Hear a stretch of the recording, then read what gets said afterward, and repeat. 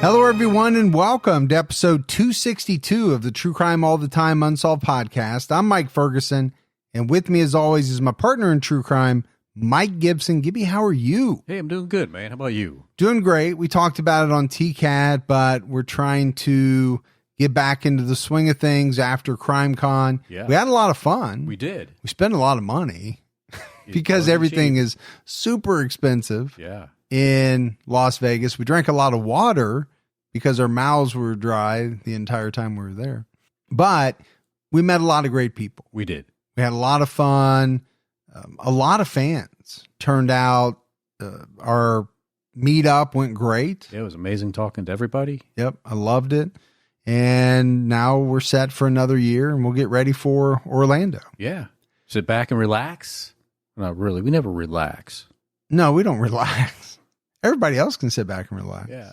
Let's go ahead and give our Patreon shout outs. We had Tender Heart 1982. Well, hey, 1982. I know that was a good year for you.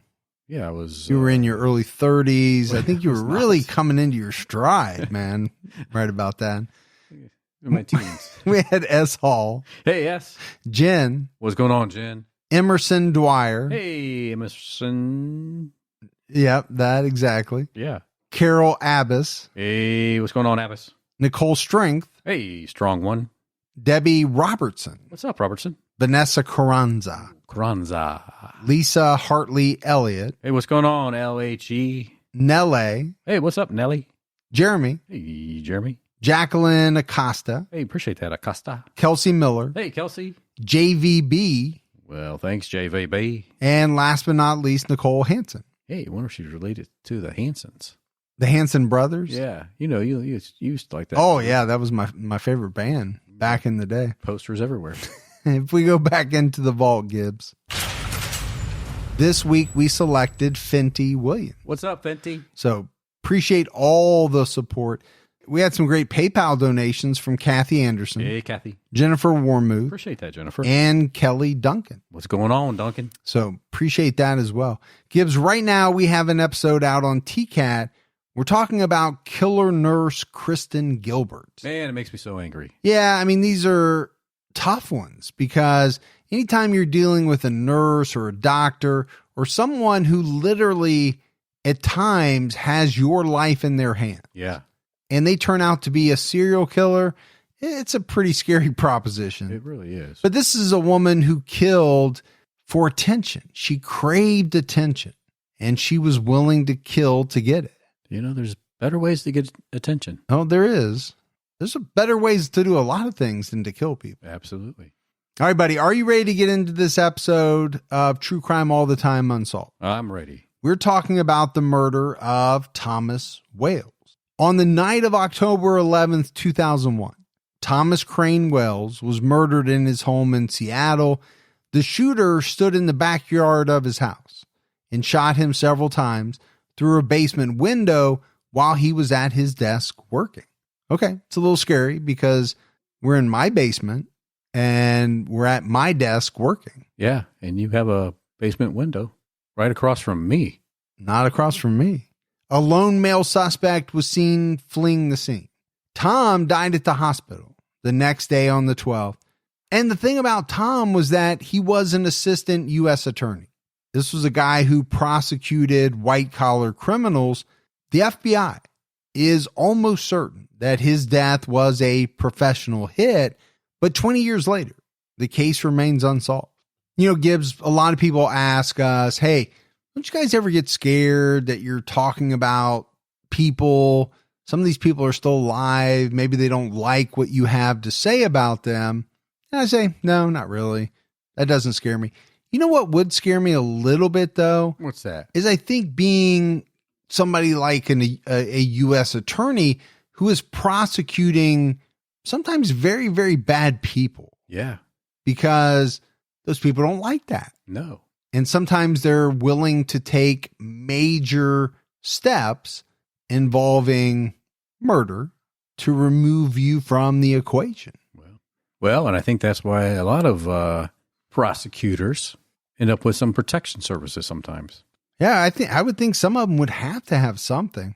So let's talk a little bit about Thomas C. Wales was born on June 23rd, 1952 in Boston. He attended boarding school at Milton Academy, and he actually shared a room with Joseph Kennedy, son of Robert Kennedy. Tom met his wife Elizabeth in boarding school when they were 16 years old. They married on Tom's 21st birthday at Harvard.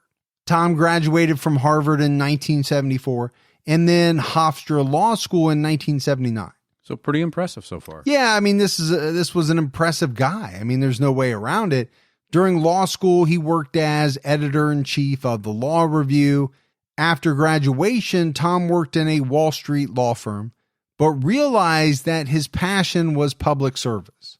So again, to me, that's kind of amazing. It is. You know, he was probably making bank, right, working in a big fancy Wall Street law firm.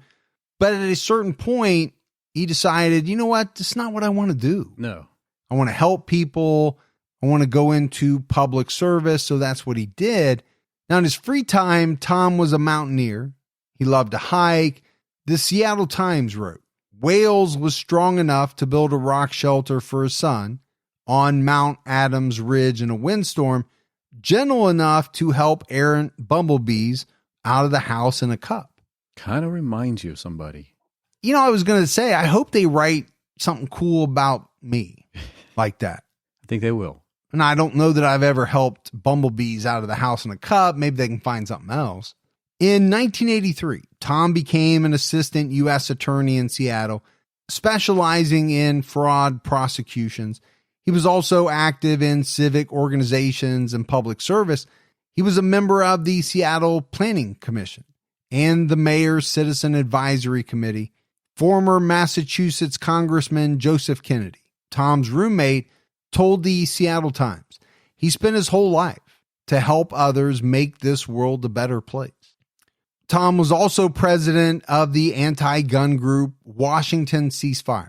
He was very outspoken about his beliefs regarding gun control, which naturally, as you can imagine, Gibbs, upset some gun rights advocates. So again, he's very active in a lot of different organizations. Yeah, he is. Now he's also prosecuting people involved in fraud. He's very outspoken on his thoughts about gun control. So, you know, you can kind of maybe see some areas here where, not saying he did anything wrong, but could he have rubbed someone the wrong way? Sure.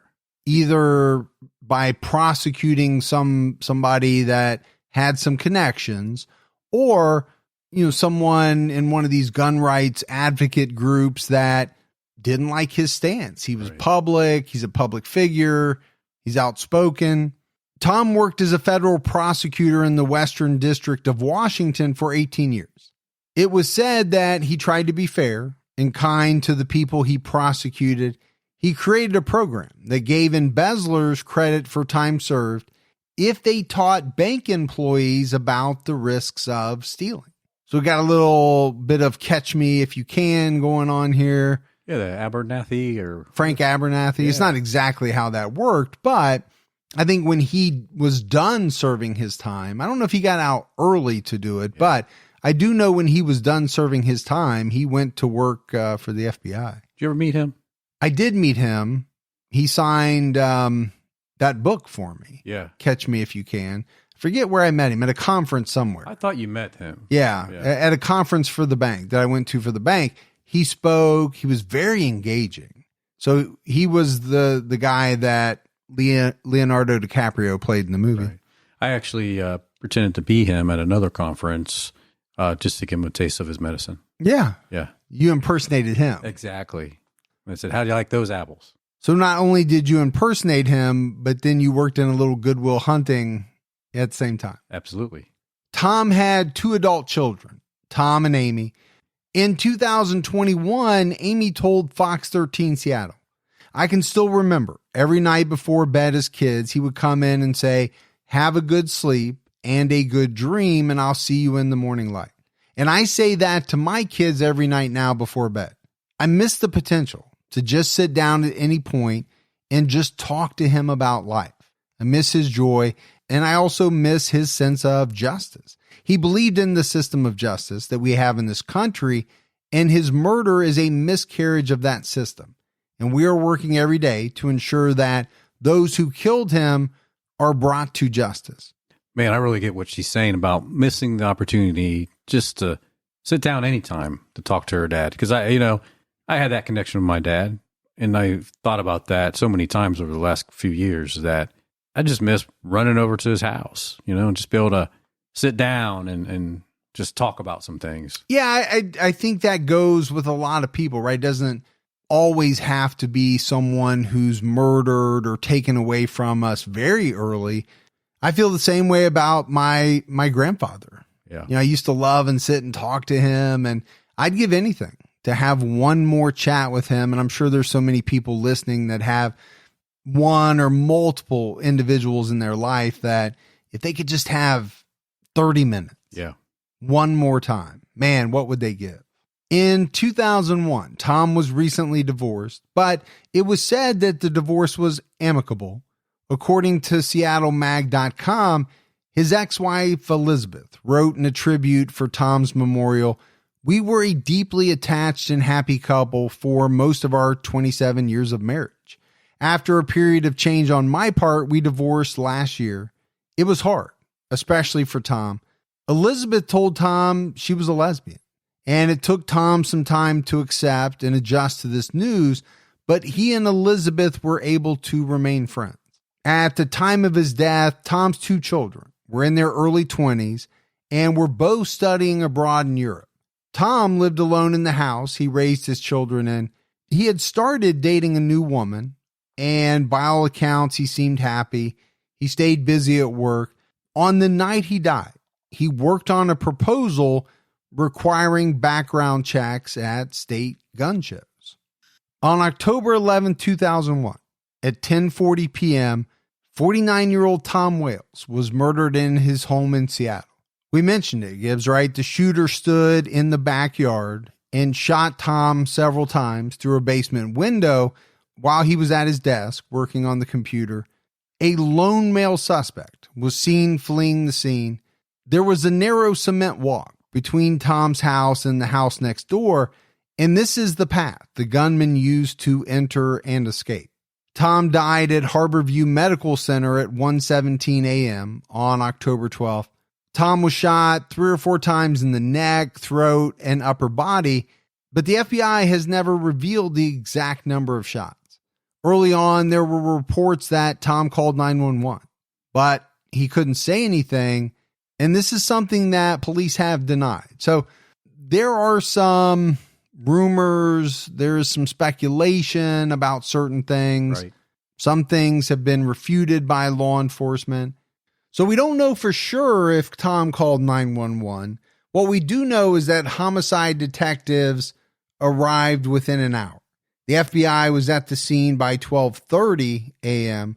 The FBI announced that the shooting appeared to be deliberate. The agency sealed off Tom's office, and they began looking into his cases to see if his work had anything to do with his death. Tom is considered the first federal prosecutor to die in the line of duty. And that's somewhat surprising, Right. to be honest with you. And it's not a title you want. No, it's not something that anybody would want. But if we're talking about the year 2001, federal prosecutors had been around for, how many years by that point. Surprising to me that, just as we talked about earlier, no one had ever come after them or at least gotten to them before over some type of big case or something like that. Neighbor Emily Holt reported that she saw a man walking quickly to a side yard to a parked car that sped away. Now, she didn't get a good look at him or the vehicle. According to Seattle PI, she told investigators he was walking real fast, took off like a bat out of hell. Neighbor Dan Oldsby heard gunshots coming from Tom's home. He thought they were firecrackers. And this is something that comes up from time to time. You hear something from inside your home. It's outside. Right. But what is it? Is it a car backfiring? Is it someone letting off firecrackers? Okay, those two things you're not going to be worried about. Is it gunshots in a home next door to yours? It's a concern. That would be a concern, but is that what you would naturally gravitate towards? I don't think a lot of people would. I think they would find a different explanation for the noise. Yes. Not automatically jump to, well, somebody's just shot somebody next door. Unless you live in that type of neighborhood. Well, I guess, affected. where there were people dying all over the place. Right. Now, the big question at the beginning was who would take on the case. If Tom was killed because he was a federal prosecutor, the FBI would lead the case. If Tom was killed because of his personal life or his involvement with ceasefire, then the Seattle PD would take the case. The FBI ended up taking over, and they put a special prosecutor on the case. This prosecutor had no homicide experience. Most of the FBI Seattle agents were working on terrorism leads at the time, since the shooting occurred less than a month after the 9/11 terrorist attacks. Wow, we've done a number of cases that occurred right around the 9/11 attacks. Yeah. And I think it probably had an impact on the investigation. Well, I will say it had an impact on the investigations of the other cases that we've done. How could it not, Gibbs? I mean, anyone who was old enough to remember that period of time remembers that it was all consuming. I mean, it's all anyone was focused on. The news, law enforcement. I mean, sure, there were still crimes going on all over the place, but I could see where the FBI would have at that point in time been devoting the majority of their resources to 9/11 related activities. I am a little surprised that, knowing that this was a federal prosecutor, that they didn't bring in somebody with more experience. And specifically homicide experience. I mean, they've already ruled out the fact that this was an accident, a stray gunshot. They've come out and said this was deliberate. By early 2002, more agents were assigned, and a new special prosecutor, Stephen Clymer, was also assigned. Investigators eliminated dozens of suspects and created a list of individuals with the motive to kill Thomas Wales. The case still to this day has special case status and a full-time task force called CPROM, which stands for Seattle Prosecutor Murder. Well, this is a big deal. Anytime you kill anyone, it should be a big deal. But when you target people in law enforcement, and especially federal law enforcement or prosecutors, it's a big deal. Well, if there's one thing we know, Gibbs, law enforcement pulls out all the stops when one of their own is killed. That's proven itself out, over time and time again. True Crime All the Time Unsolved is brought to you by Progressive Insurance. Most of you listening right now are probably multitasking. You're listening to Gibby and I talk. You're probably also driving, cleaning, exercising, or maybe even doing your grocery shopping. But if you're not in some kind of moving vehicle, there's something else you can do right now. Getting an auto quote from Progressive Insurance. It's easy, and you could save money by doing it right from your phone. Drivers who save by switching to Progressive save over $700 on average, and auto customers qualify for an average of 7 discounts. Discounts for having multiple vehicles on your policy, being a homeowner, and more. So just like your favorite podcast, Progressive will be with you 24/7, 365 days a year, so you're protected no matter what. Multitask right now. Quote your car insurance at Progressive.com to join the over 27 million drivers who trust Progressive. Progressive Casualty Insurance Company and Affiliates. National annual average insurance savings by new customers surveyed who saved with Progressive between June 2020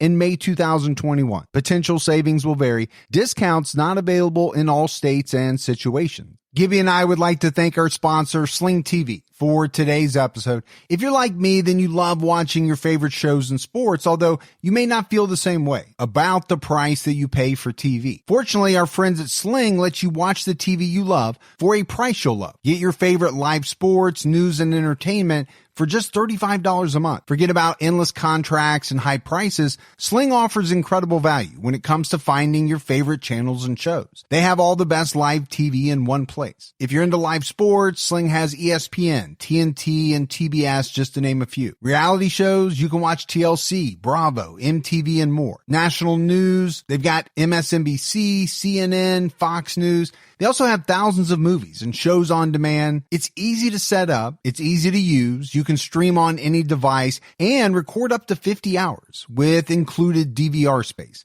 Check out sling.com for special offers. Sling, the live TV you love for a price you'll love. Try them today. On December 1st, 2001, investigators were focused on one suspect, an airline pilot. Now, news sources have not named this pilot. In September 2000, Tom indicted the pilot and his business partners. Tom prosecuted the pilot and his partners for illegally altering a military surplus helicopter for civilian use, violating Federal Aviation Administration policy and safety rules. Charges against the pilot and co-conspirators were dismissed, and the case was resolved after the companies pleaded guilty to violating FAA procedures. But the pilot sued in federal court to claim that Tom Wales and other federal agents wrongfully targeted him in the fraud investigation. He asked for more than $125,000 in legal fees. In a document filed in August 2001, government lawyers expressed concerns about the pilot and the safety of witnesses who testified against him. They said if the court wanted further information, they should gather it behind closed doors. And apparently this motion was still pending when Tom was shot. So I'm taking from that, Gibbs, that they had real concerns about this pilot and what he was capable of. Yeah, it sure sounded like it. And this is exactly what I was talking about earlier, right? If you're a federal prosecutor, at some point, you're going to tick somebody off. Now, we're not talking about John Gotti here. This was an airline pilot, but obviously he had said things, he had done things. He must have made some kind of threats for the authorities to believe that he was capable of taking out witnesses. Yeah. But the pilot had an alibi for October 11th, 2001. He was downtown a few hours before the shooting. Apparently, he saw 2001, A Space Odyssey, with a female friend. So he saw 2001 Space Odyssey in 2001. That's really bizarre. Bizarre, yeah. Well, since that movie came out, when? Was it late 60s, early 70s? I don't know how old that movie is. It's a Stanley Kubrick? Yeah. So apparently they left at 9:30 p.m. They went their separate ways. This theater is about 10 minutes away from Tom's house. The pilot called a friend from his home in Bellevue at 10:30 p.m. Now, the friend didn't provide a lot of details about the call, but said it would be impossible for Tom to make the call from Bellevue and shoot Wales at 10:40 because Bellevue is a 20-minute drive from Queen Anne. The pilot also made calls on a mobile phone and one call to Vancouver on his home phone on October 12th. That call lasted about an hour and a half. So I said he had an alibi. Is it airtight? I don't know about that. You know, I think like a lot of alibis, it relies on the word and the truthfulness of other people. Of course, yeah. But this pilot was not going to be interrogated. No, he refused to be interrogated. The pilot's supporters claimed the investigation was bungled from the start because investigators didn't focus on other suspects. Agents searched his home, forced him to submit his DNA, and called his friends and family before a grand jury. So what the FBI believes is that the primary motive is that the pilot wanted revenge for the 2001 prosecution, which cost him his reputation and over $100,000 in legal fees. The pilot was a gun owner. On September 25th, 2001, Tom appeared on TV to speak against a proposal to arm airline pilots after 9/11. He said he knew pilots who were not qualified to carry guns. And there were some witnesses who alleged that the pilot made threatening comments about Tom in the months before the slayings, but the pilot's close friends deny this. You got a lot of hearsay going back and forth, right? Yeah, so you have things that make him not look good, and then you have people saying, well, those things aren't true. So again, as in a lot of cases, right, things hinge on who's telling the truth. An anonymous source told Seattle Magazine he did it for sure. Tom allegedly spoke to this source a week before his death. The source said, Tom said he was an individual who'd lived outside the confines of what we think of as conventional life. He was very smart, but very dangerous. Tom was intrigued by him. On December 1st, 2001, the FBI obtained warrants to search the pilot's car and home. They seized firearms, including a handgun of the same caliber used to shoot Tom. So again, Gibbs, I think, some people might hear that and think, well, that's damning. But is it really? You have a firearm owner. We don't know how many guns he owned. There's only so many calibers of handguns. There's a lot, but there's only so many. So, what are the chances that he owned a gun that was the same caliber used to shoot Tom? After this, Tom was grounded from flying. U.S. Air, which merged with American Airlines, wrote a letter on December 20th, 2001, grounding the pilot after learning he was a person of interest in a homicide and suspected of transporting drugs. But he was eventually allowed to fly again. The FBI examined oil from human skin found on a shell casing in Tom's yard, hoping that it may identify their killer. But they found out that the oil came from a police detective who picked up the shell casing. Man, where are those gloves? I was going to say, it's very surprising that someone would pick, a shell casing up with their bare hands. Normally on the movies, you see him picking up with like a pencil. That's exactly what I was going to say. A detective always has a pen. He puts it through the shell casing, picks it up, puts it in a bag. In 2002, the FBI officially announced that they had focused on one man, the pilot. Investigators from a joint federal local task force subpoenaed his work and financial records. The pilot hired a criminal defense attorney. On January 3rd, 2002, according to the Seattle Times, the Department of Justice offered an update about the investigation. They said, it may be that this is one of those cases where we can satisfy ourselves as to what happened, but never be able to obtain charges. In 2002, the FBI offered a $1 million reward for information. Everybody's definitely trying to make something happen here. Well, they are, but they are definitely focused on this one guy. And I want to go back to this statement. This may be one of those cases where we can satisfy ourselves, but never be able to obtain charges. Can you really be satisfied then? Basically, what you're saying is we feel good about knowing who did it. We just can't prove it. Right. Well, then how good do you really feel is my question. Yeah, I don't think you could feel that great. On April 19th, 2002, Joshua Nesbitt, the criminal prosecutor who initially oversaw the investigation, filed a document in the U.S. District Court in Seattle. The affidavit was submitted to District Judge Robert Lasnik, who oversaw the pilot's fraud case. The contents of the affidavit were not revealed to the public.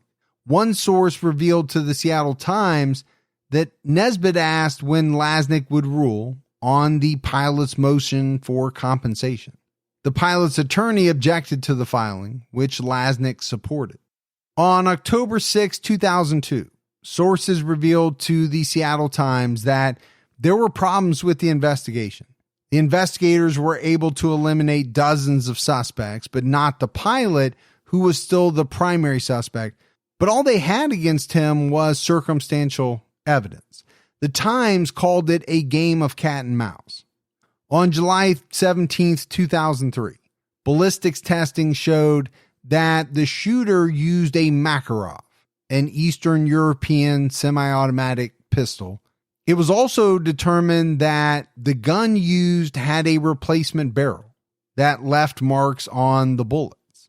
The spent casings were found outside the house. They had distinctive marks, identifying the gun as a Makarov pistol. Bullets removed from Tom's body were traced to the replacement barrels, which were only made by Federal Arms. So this Makarov, Gibbs, very common in other parts of the world. From my understanding, and it did say this in some of the research, many owners modify the gun with a replacement barrel so that they can use less expensive ammo. Okay. So Tom was shot with .380 caliber bullets, but they were fired through a 9mm replacement barrel. And investigators believe that the killer did this to either avoid marking the bullets altogether, which we know that didn't work, or to mark them, but to throw investigators off. Well, that makes sense. Because they would be marked by a replacement barrel. Right. Sounds like you'd have to be a pretty skillful shooter with that gun as well then. Well, I did kind of think about that because, you're firing a different caliber bullet than what the barrel is designed for. Now, .380, 9mm is definitely different, even though in other parts of the world they call a .380 like a 9mm short or a 9mm Kurtz. We've talked about that before. But they're definitely different bullets. They're different sizes. I would think that if you're shooting a smaller bullet than what the barrel is designed for, at the very least, your accuracy would be affected. But maybe accuracy is not affected all that much since we know that the shooter was able to hit their target. Yeah. Now, agents determined that around 3,000 of these replacement barrels had been sold in the U.S., so the FBI set out to track down all the guns in all 50 states with these replacement barrels. This search was made even more difficult by federal laws that only required dealers to keep record of gun sales, not gun part sales. On April 25th, 2004, FBI agents searched the pilot's home in Bellevue and this time seized 27 boxes of potential evidence. The pilot was not present at the time of the search. A week before the search in Bellevue, the FBI removed a bullet from the wall of a home in Bellingham, owned by the pilot. 4 weeks before this happened, the FBI searched an abandoned house in Bellingham where the pilot once spent time with friends in the 1980s. The property owner said the pilot was a family friend who visited. The FBI agents recovered one bullet and one shell casing. Agents didn't learn until 2004 that a neighbor reported a suspicious man in Tom's neighborhood before the shooting. The neighbor saw a man pulling a black nylon suitcase in the neighborhood weeks before Tom was murdered.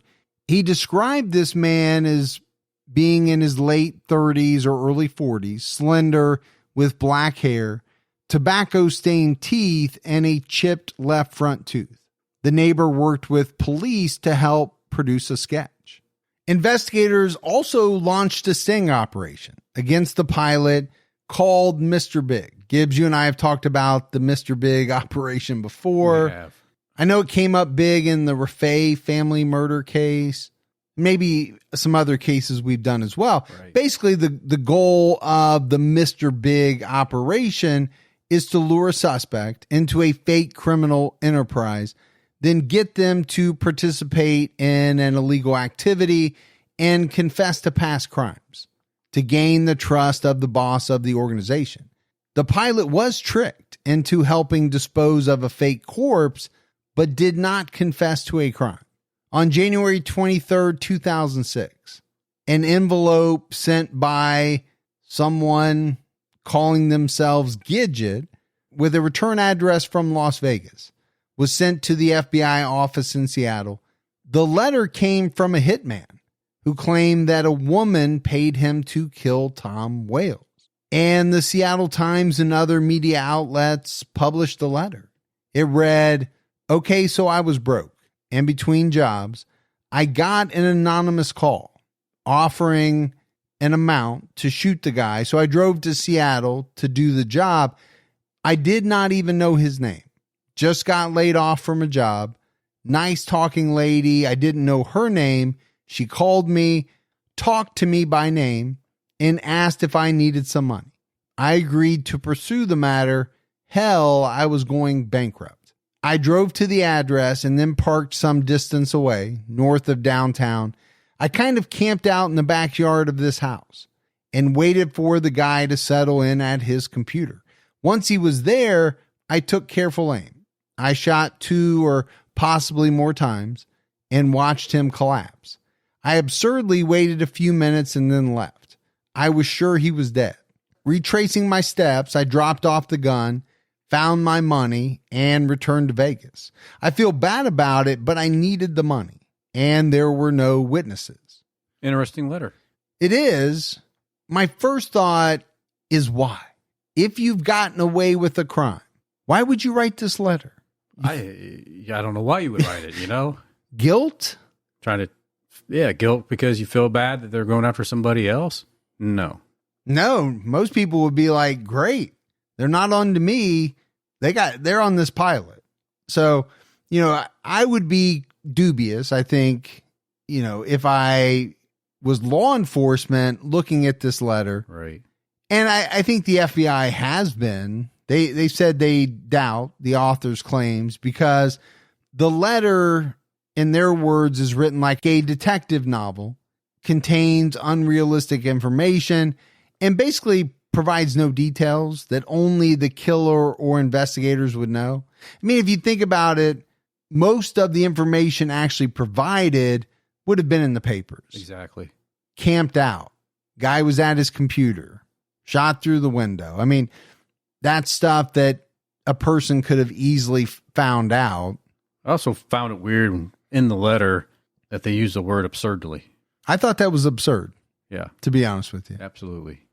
But the FBI's behavioral experts concluded that the writer was likely connected to the killing. They found out that the return address, 2400 West Charleston, is in a strip mall on a busy boulevard. The FBI Las Vegas office is located at 700 East Charleston on the same boulevard.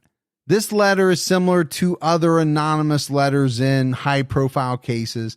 The FBI named this pattern of behavior post-offense manipulation of investigation communications. Say that 3 times fast. The writer is often the person who committed the crime or knows about it. They try to make the crime seem like a random act, hired killer, mental illness, to throw off the investigation or to create a defense if the case ever goes to trial. Absolutely. I think this could have been the killer that wrote this letter just to try to throw people off the trail. Well, I have to disagree with you a little bit just because to me, it seems to only benefit the pilot. Because yes, it would throw them off the pilot's trail. Right. But if it's someone else, they're not looking at anyone else. So why do you need to throw the FBI off a trail they're not on? So I guess I'm a little confused. I see where maybe a killer would want to try to throw investigators off. But if it's known that they're focused on one suspect, then it seems to me that it only really benefits that one suspect. Maybe the pilot just wants to get him off his tail. So when you say that, you're assuming then that the pilot wrote the letter. Absolutely. Hey, TCAT fans, CBD is great. You've heard me talk about it for quite a while now. I use it, my wife uses it, but did you know that there are other beneficial cannabinoids out there like CBN? CBN can give you an amazing night of sleep. JACBD.com has everything you need. They have delicious CBD gummies, which are great for calming the mind and reducing anxiety. They have the nighttime gummies, which utilize CBD CBN and melatonin to knock you out better than NyQuil or Benadryl ever could. They have some amazing tinctures that you can put in your morning coffee to help reduce the jitters. So what I'm saying is they have everything, and you can save 20% off with the code CRIME. My wife and I have started buying all of our stuff, CBD, CBN, at jacbd.com. Go to jacbd.com. It's just 5 letters, jacbd.com. Use our promo code CRIME to save 20% off store-wide. Support Johnny Apple CBD and support the show. On May 2nd, 2006, investigators revealed that the pilot was in Las Vegas just 3 days before the Gidget letter was sent from there. He went to Vegas on Friday, January 20th, and spent more than 5 hours there between flights, according to airline records. The pilot went to Seattle-Tacoma International Airport on January 20th to travel to Washington, D.C. He was initially going to board a 1:15 p.m. direct flight on Alaska Airlines, but he requested to fly free in the extra seat. I believe they call that the jump seat, at least in movies they do. Yeah. And you can actually see that in Catch Me If You Can, right? Pilots flying on each other's airlines as part of their work. But it came out that his employer didn't have that type of an agreement with Alaska Airlines. So the pilot got an extra seat on America West Flight 52 to Las Vegas. He arrived after 5 p.m. and left after 11 p.m. for Washington. So I think, Gibbs, they're saying he had some time where technically he could have left the airport, right, mailed the letter, and I think that is correct. Now, whether he did or not, we don't know. No, I mean, we know the letter was postmarked for the 23rd, a Monday, but it could have been dropped off in the mailbox and sat there for the whole weekend before being processed. I guess it's possible. I just thought if you dropped a letter in a post office box on Friday, it's going to be picked up on Saturday. And I would think be processed on Saturday. Now, I'm not a mail expert. Somebody's going to write in and tell us. But I get it if you dropped it off Saturday after the posted pickup time. But if you dropped it off Friday, even after the time, I would think it would be picked up Saturday and processed and stamped Saturday. So, Saturday's date. Yeah, that one throws me a little bit, but I definitely could be wrong about that. Now, one thing that the FBI has said is that letters dropped in boxes are collected by trucks and taken to a processing site. So it's basically impossible to figure out which box it came from. On July 13th, 2006, FBI officials in Washington, D.C. transferred the case from Seattle to Portland. An FBI review committee determined that supervisors in Seattle failed to provide adequate direction, which left agents without resources and support. So it's kind of an indictment of the Seattle office. On October 10th, 2006, the pilot's lawyer publicly declared his client's innocence for the first time. According to the Seattle PI, attorney Larry Setchell told the press, "This is Richard Jewell all over again. They took everything from his house, and they have nothing connecting him to Tom Wales. If they did, he wouldn't be walking the streets." And I actually think that's a really good line. Yeah. This is Richard Jewell all over again. I mean, most people know what happened to Richard Jewell. And so, basically by saying that, you're saying they've messed up. Exactly. They've got the wrong guy. Right. The pilot told his attorney he was frustrated by the 2001 prosecution because he did nothing wrong, but he had nothing against Tom Wales personally. Tom Wales chose to drop the 2001 charges against the pilot because he learned that an expert witness for the government had lied in another case.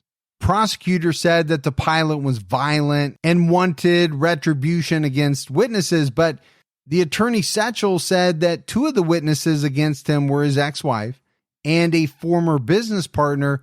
Both had grudges against him.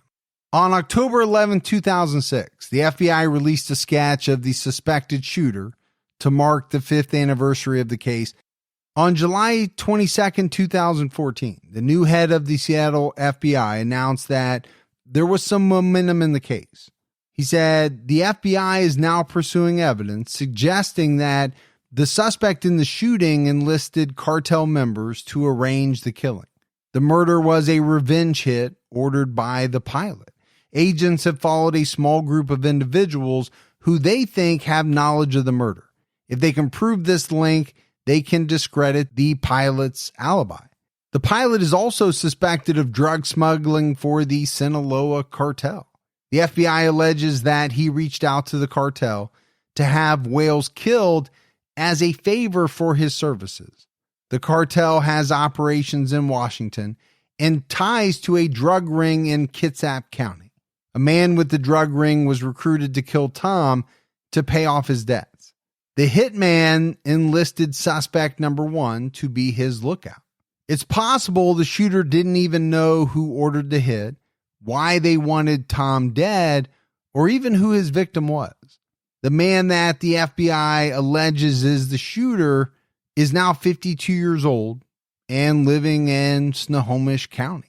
The Kitsap County drug ring was broken up in 2002. 2 main distributors, originally from Mexico, were prosecuted in federal court, sent to prison, and deported. Jeffrey Showers was a former mid-level distributor for the drug ring. He was a confidential informant and testified against the 2 Mexican drug importers. Showers admitted to moving up to 30 pounds of meth over an 8-month period for them. He paid more than $165,000 for it and then sold it for a huge profit. Showers was prosecuted in state court instead of federal and received a 4.5-year sentence. Douglas James Hill worked as a special assistant U.S. attorney for drug and gun cases. He prosecuted this case. According to him, the amount of drugs indicated the men had a direct pipeline from large-scale drug manufacturers and distributors, most of which are run by cartels.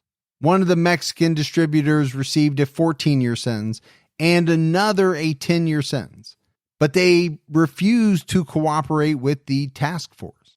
Showers has a connection to the suspected shooter. He said he met the man while serving time at the McNeil Island prison in the late 90s. When they were released, they became friends who used and sold drugs. Work takes up most of your time. That's why you should use Stamps.com to save time with your mailing and shipping. Stamps.com will simplify your postage needs and add valuable time back into your workday, so you have flexibility to focus on more important things. Stamps.com can handle your mailing and shipping needs with rates up to 88% off UPS and USPS. Send invoices, checks, certified mail, packages, and anything else you need to keep your business running with Stamps.com. If you sell online, connecting with every major marketplace and shopping cart is easy. Plus, you can schedule package pickups through their dashboard and automatically see your cheapest and fastest shipping options from different carriers with Stamps.com's Rate Advisor. Add more flexibility to your workday with Stamps.com. Go to Stamps.com/program to sign up for a special offer. No contract, cancel anytime. That's Stamps.com/program. In May 2001, the shooter stole drug money and a truck from Showers. He said the man visited his home with another acquaintance who was babysitting his children while he and his wife went out for the evening.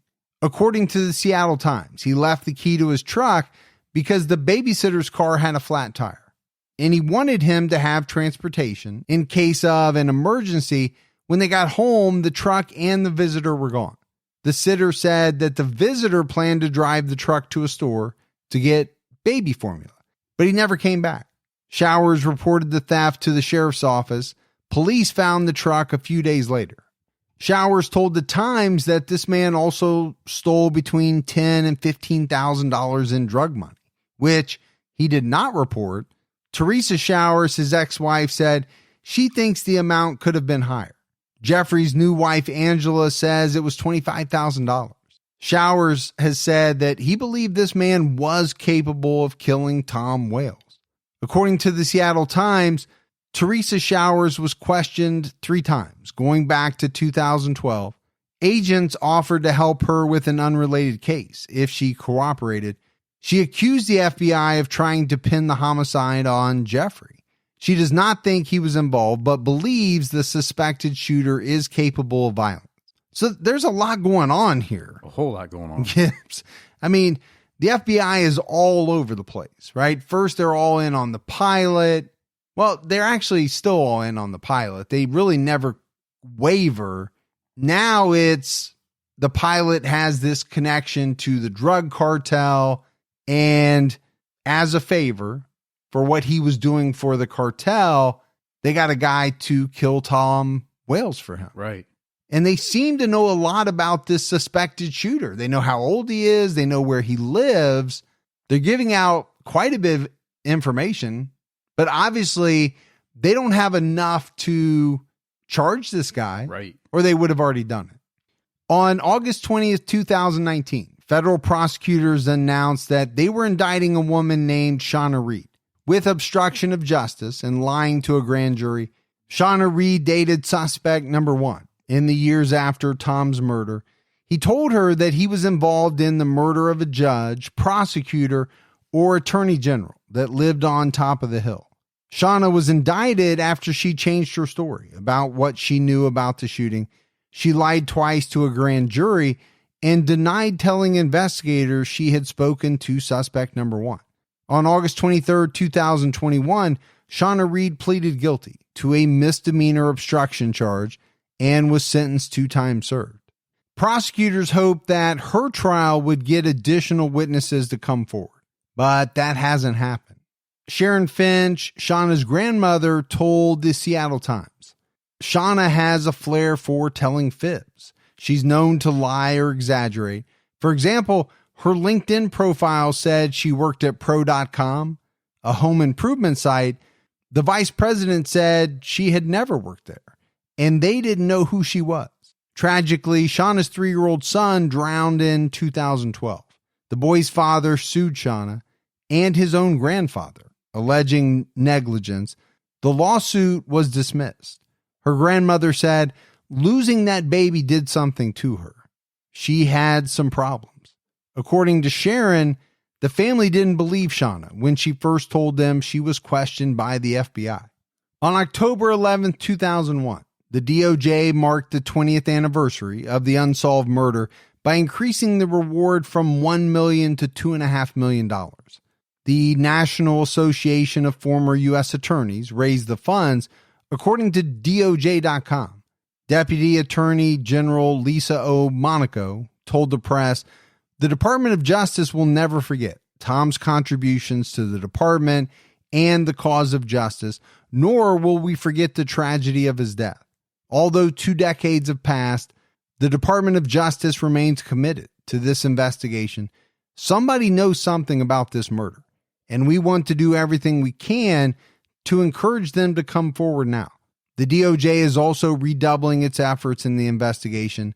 The U.S. Attorney's Office for the Western District of Washington joined with the Seattle Prosecutor Murder Task Force, CPROM. CPROM works with the FBI, Seattle PD, DOJ, U.S. Attorney's Office, and King County Prosecuting Attorney's Office. According to DOJ.com, Monaco said, "The addition of these resources, including attorneys and investigators from the U.S. Attorney's Office for the Western District of Washington and FBI, will put the department in the strongest possible position to solve Tom's murder." So Gibbs, as we wrap this one up, there's no doubt that investigators have put thousands and thousands of hours into this case. Now we're 20 years later. Right. It seems to me as though they believe they're getting closer to an indictment, possibly a conviction. It also seems very apparent to me that the FBI is confident that they know who killed Tom Wales. I remember early on they said that they thought they knew who did it, but they didn't know if they could ever prosecute. Now it sounds like they're finally more positive about that things are coming together and that they'll eventually be able to prosecute it. Well, I still think they need evidence, right? Obviously, in every case, you need the evidence to secure a conviction. the thing that really jumps out at me about this case is, it seems very quickly they locked in on the pilot, and they've really never wavered from him. Things have just kind of changed around him, right, as time has gone on. Originally it seems to me as though they thought maybe he was the shooter. Then it transformed into, well, he worked for this cartel, and the cartel got somebody to kill Tom Wales for the pilot. Right. But I don't believe the FBI has ever wavered from, believing that he's involved somehow, whether he actually pulled the trigger or not. And then the fact that they believe they know who the shooter is, how old he is, where he lives. I mean, that tells you that they have some information about this guy and a lot of suspicion, but they don't have the hard facts or the hard evidence needed, or the guy would be in jail, charged, indicted, put on trial. But this is one they're never going to let go of. No. And they won't, because the victim was a federal prosecutor. Right. And so you don't want authorities to give up on any case, but I'm telling you right now, they'll never give up on this one. No, because if they do, they're sending that message out saying, look, you kill a federal prosecutor, we may or may not go after you. Yeah. Or we'll let it go. Yeah. After so many years, they really can't afford to set that precedent. No. That would be very, very bad. It's an interesting case, but I also think it's one that we're going to have to keep an eye on, because I do believe more is going to come out. Sure. It seems like there has been new information that has come out in dribs and drabs every so often. If you go back to what Lisa Monaco said to the press, it does sound like they feel like they're getting closer. Yeah. Now, that could just be talk. It could be, but I think when you put something like that out there, you feel confident that you're headed in the right direction. Well, at the very least, they have an amazing amount of resources. Oh, yeah, when you have that many agencies on this, things are bound to happen. But that's it for our case on the murder of Thomas Wales. We got some voicemails, Gibbs. You want to check those out? Yeah, I love hearing those. Hi, Mike and Gibby, and a big hello from Taipei, Taiwan. My name is Chrissy Cook. I'm a professor, an adjunct professor over here at National Chengchi University, where I teach new media technology and communication. And I actually discovered your podcast while I was at a conference in Japan a few years back, and I've been a loyal listener, both unsolved and solved, I guess, for years now. And I recently, inspired by your podcasts, set an assignment for my students that they should write about a true crime case from their hometowns. And I have students from all over the world, so it was so much fun to grade, so much more fun than the usual assignments. And one stood out that I thought you guys might be interested in for maybe solved or unsolved. It's an ongoing case. Have you ever heard of the bubble milk tea murders of Vietnam?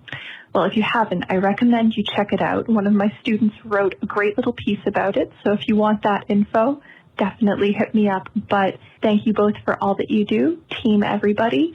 And from Taiwan, keep your own time ticking. Wow, that is very cool. It is cool. And I've not heard of that case, so we'll definitely have to look that up. Yeah, send that information over to us. Man, I need to teach a class. We could get a lot of free research and writing and all kinds of stuff. What if I can go back to the university? They won't let you back in. No. Hey guys, this is Jen. I was just listening to your last podcast, True Crime All the Time Unsolved, on Daniel. Oh, I can't remember his last name, but it's the gentleman who was killed with the axe. And I love that you guys were laughing. And I do agree with you that it's not normally a woman that would kill with an axe. But I was waiting for you guys, for one of you to say, except for Lizzie Borden. So I just thought that was hysterical because it never came out. But I do agree with you. It's not a common weapon for a woman, and it is heavier. But you were like, well, it's not really a woman's, weapon. Not that I couldn't have that. And I was thinking, yeah, like Lizzie Borden. Thanks, guys. Keep your own time ticking. Well, how in the world did we miss that, Gibbs? Yeah, I don't know how we missed that whole Lizzie Borden thing. Yeah. I mean, that's a very famous case in true crime. And on top of that, it's a woman who used an axe. Yeah. So you would think we'd put 2 and 2 together, but we didn't. We did not. So we appreciate you calling in to let us know. Yeah.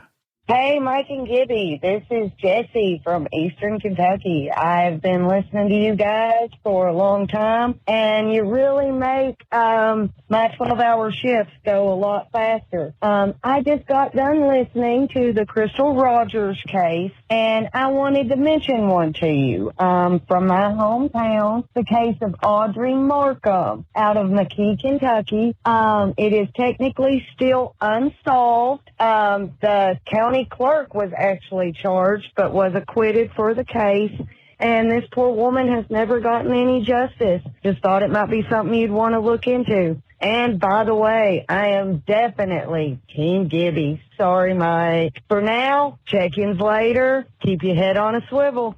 She said yens, which I love that. That cracks me up. I knew you liked that. So we appreciate the voicemail. That does sound like a case that we should look into. So we got a couple of good suggestions for cases, definitely. All right, buddy, that is it for another episode of True Crime All the Time Unsolved. So for Mike and Gibby, stay safe and keep your own time ticking.